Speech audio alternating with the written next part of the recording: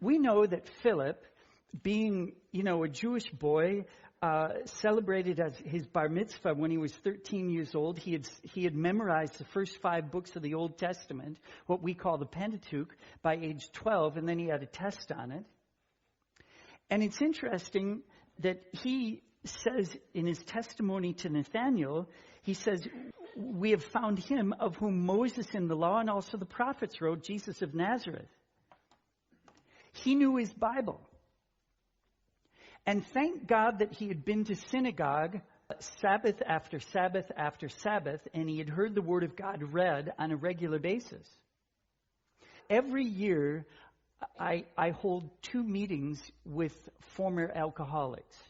Not only are they alcoholics, but alcoholism is not the problem. That's just a symptom that they brought upon themselves because they just wanted relief from the pain. And so instead of feeling bad all the time, they think good part of the time, but it leads to an addictive behavior pattern that gets them in more trouble. And one day a year, I have a study day with them, and we spend a whole morning and a whole afternoon just studying the scriptures, and I love to hear their questions because they haven't been poisoned by evangelicalism. They just talk about life as it is. It's so refreshing. And then the second thing we do, we have a week conference with one another in a monastery up near Würzburg, and we have a week together. And when I hear these stories, they often say to me, I was raised in a Christian home. I went to Sunday school as a kid.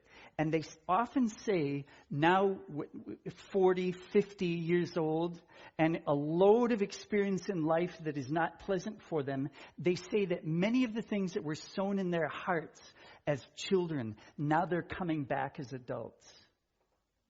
Don't ever underestimate what you sow in a child's heart at a very young age. It could mean that's going to bear fruit 40 years from that time. But he'll have his time. And when the word is there, he's going to cause it to bear fruit.